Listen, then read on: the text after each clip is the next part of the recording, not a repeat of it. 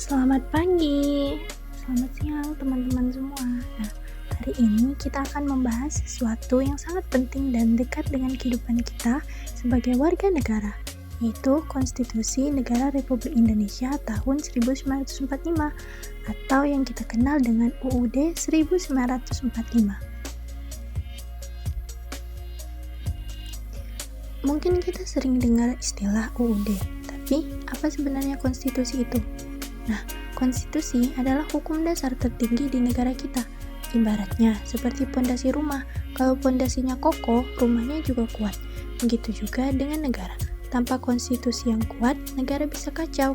Semua peraturan, kebijakan, bahkan tindakan pemerintah harus sesuai dengan konstitusi.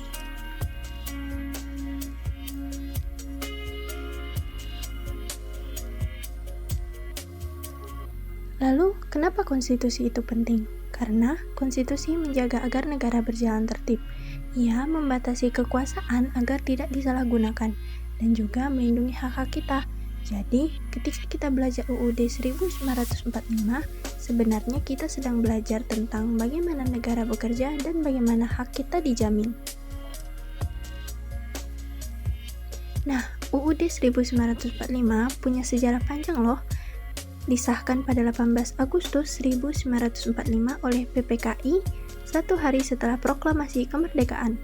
Tapi setelah itu, kita sempat memakai konstitusi lain seperti Konstitusi RIS tahun 1949 dan UUD sementara 1950. Baru pada 1959, lewat dekret presiden, kita kembali ke UUD 1945. Seiring waktu, agar lebih sesuai dengan tuntunan demokrasi, UUD 1945 diamandemen sebanyak 4 kali antara tahun 1999 sampai 2002. Lalu, mari kita lihat strukturnya.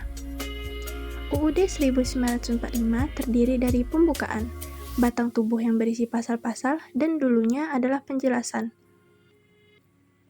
Pembukaan UUD 1945 ini sangat penting karena di dalamnya terdapat nilai-nilai dasar negara kita, bahkan bisa dibilang jiwa dari bangsa Indonesia. Dalam pembukaan itu ada nilai ketuhanan, kemanusiaan, persatuan, keadilan sosial, dan kedaulatan rakyat yang semuanya sejalan dengan Pancasila. Alinea terakhir menyebutkan tujuan Indonesia, melindungi segenap bangsa, mencerdaskan kehidupan, dan ikut serta menciptakan perdamaian dunia. Setelah masa reformasi, UUD 1905 mengalami amandemen besar-besaran. Kenapa ya? Nah, hal ini karena sistem lama masih terlalu sentralistik dan kurang demokratis. Amandemen ini membawa perubahan besar seperti pemilu langsung, pembentukan Mahkamah Konstitusi, penguatan hak asasi manusia, dan lahirnya DPD sebagai wakil daerah. Selain itu, UUD 1945 juga mengatur tentang lembaga-lembaga negara. Ada presiden dan wakil presiden sebagai eksekutif, DPR dan DPD sebagai legislatif, serta MA, MK, dan BPK sebagai lembaga yudikatif dan pengawas keuangan. Masing-masing punya fungsi dan tidak bisa saling mencampuri agar kekuasaan tetap seimbang. Dan tentu saja, dalam UUD 1945 juga diatur hak dan kewajiban kita sebagai warga negara. Kita punya hak untuk hidup, berpendidikan, mendapat perlindungan hukum, dan lain-lain.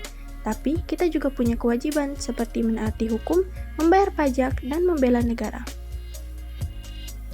Jadi, teman-teman, konstitusi bukan hanya milik pemerintah, ini adalah milik kita semua. UUD 1945 menjadi pegangan agar negara berjalan sesuai jalurnya dan agar kita semua rakyat Indonesia bisa hidup dalam keadilan, keamanan, dan kesejahteraan. Itulah mengapa penting bagi kita untuk memahami konstitusi, tidak hanya untuk pelajaran di sekolah, tapi juga untuk bekal menjadi warga negara yang sadar hukum dan demokratis.